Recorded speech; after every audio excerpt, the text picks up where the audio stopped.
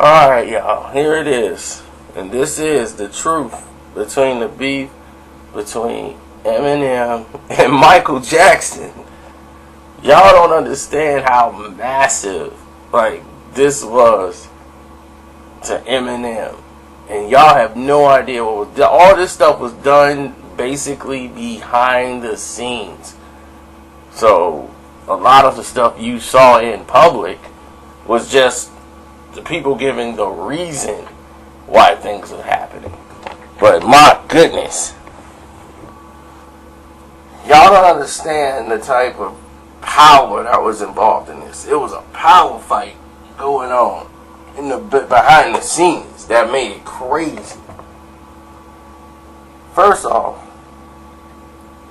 when they started this, Eminem was trying to veer away from the image they had of him already.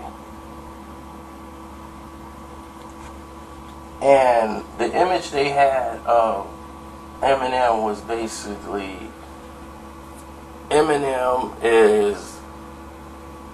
needs to change and go back to the way he was when he first came out. And M doesn't know how to go about doing that. He's like, we just need you to be funny again.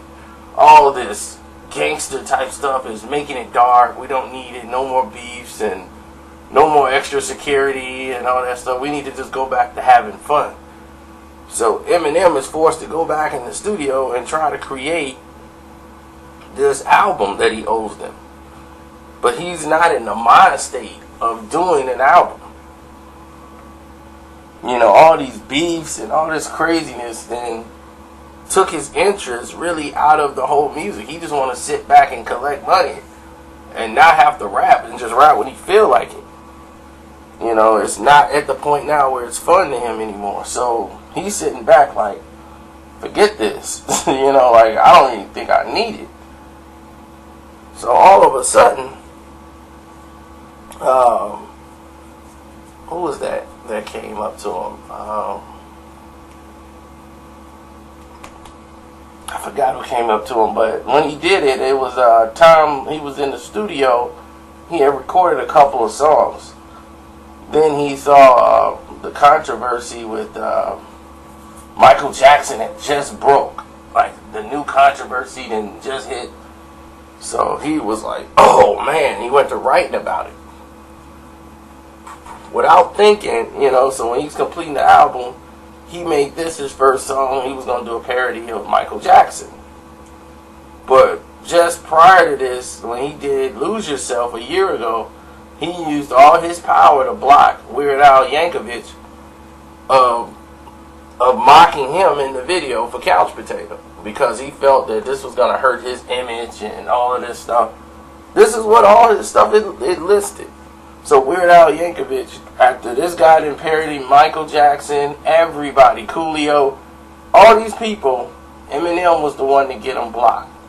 So he couldn't parody him and stop the video shoot and everything for Couch Potato. So here it is, you doing a parody of Michael Jackson, and Michael Jackson says no, he don't want you to do it, and here you are fighting for your creative right. And the way he did it was with the boys, the lyrics, and like, oh, no child molestation, and he's got Michael Jackson's hair on fire. He just thought, this is ridiculous.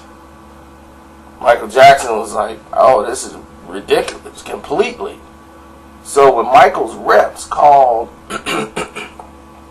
you know, Paul Rosenberg and all them, when Michael Jackson representatives got a hold of him, they didn't even want to talk to Eminem. They wanted to talk to the people that put the music out and said, what are you guys trying to do? Because this man has this case going on and this and that, you guys decide to try to defame him like this? Are you ready for that kind of a lawsuit? So they're scared, so they want the public to, you know, to basically take the record off, put another one on, and make Eminem apologize. So Eminem was like, I'm sorry they took the content of the video the wrong way. You know, like, that's not what I'm trying to do. He wasn't even trying to apologize. And, like, man, it's a video. You know, like, everybody's been clowning Michael Jackson before. Like, why would Eminem do it is a problem. So Eminem, as an artist, is trying to fight it. But now you're fighting an uphill battle. And Michael Jackson called for the radio stations to stop playing the song. And he called for MTV, VH1, any other videos, people that's playing videos, not to play Eminem records. So Eminem records, the only people that didn't never play the video was BET. MTV kept it in rotation. Now, Michael Jackson felt a certain way about MTV. It's like, you all named your Vanguard Award after me, and you're going to allow this guy, and they were like, well, we can't stop their creativity. If we do that, then we're just suckling the power and things like that. If you guys take care of this, just take care of it. But we have the right to express our music and don't get involved in the business of what people are doing. So Michael Jackson was upset about that, so he said, you know what? Since this one to be disrespectful and the kid is still like not caring and stuff like that, the album ain't even been released yet. Still the single was out. He was making it hard on Eminem because Michael Jackson did get some radio stations to stop playing. Stop playing it altogether. Then he gave an exclusive interview to Geraldo on the show. In return, Fox Networks, behind the scenes, none of them would play Eminem anything for at least 6 to 7 months. As part of the deal is having Michael Jackson appear and do an interview with Geraldo on the show. The networks that was all involved in that said, our ratings will go through the roof. We got Michael Jackson doing an interview. Michael knew how to use his power. He got in contact with some celebrities, Stevie Wonder, Quincy Jones, and they got on the horn. They all went out in public saying Eminem music is garbage, it's BS. And Eminem was getting a lot of backslash. So before the album was released, Eminem went and made an apology. He went and made an apology to on his record about Michael Jackson, talking about how much he loved him, he respect him, and stuff like that. Michael wasn't buying it. And he's like, oh, it's cleanup time, you know, but you ain't apologized to me as a man. You know, you didn't send any apology back to Michael's way. So what Michael Jackson does, he does what Michael Jackson do. He gets banned.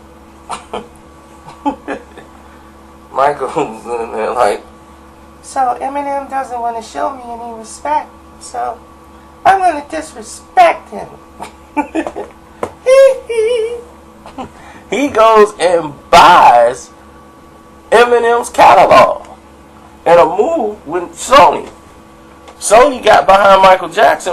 This is a man that got Tommy Mottola fired. Tommy Mottola is Sony. Eminem got him fired. I mean, not Eminem. Michael Jackson got him removed. This is Sony. Tommy Mottola was the most powerful man in music at that time. And Michael Jackson got him replaced. Because he had the Beatles copyright, which was his biggest asset. He had a lot of music. But that Beatles catalog, oh my God, Sony would do anything. They would do backflips just to get a piece of it. So he partnered with Sony, and they bought Famous Music LLC from Viacom, which owns songs from Shakira, Beck, Borg, TV shows, the Cheers theme music. So don't you wanna go where everybody knows? Michael Jackson owned that. And not to mention Eminem songs Without Me and The Real Slim Shady. So when that song is played, Michael Jackson catalog is getting paid. at that time. So that's how you really win a beef. You buy them. And that's what Michael Jackson did. He bought songs from you. So your hard work, your effort, everything is paying him.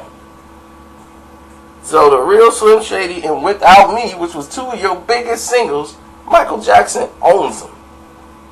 He owns the publishing rights to those songs. You don't even get the money. Michael does. So right now, Michael Jackson kids to this day is eating off Eminem. See how important owning your masters are? And Michael Jackson was very smart when it came to these things, and he never got credit for it. They tried to tear him down with lie after lie after lie, so that the public would hate him and bring his record sales down and destroy him to where he would have no choice but to bargain with his catalog. They wanted to weaken Michael Jackson's catalog. Then when Michael died, they all went to praising him to build his catalog back up so they can make money. It's so blatant. All of a sudden, he's not a molester no more. You see what I'm saying? When the devil is out there and they show you something, believe it. The devil show you who he is. The ego's too great. I'm out.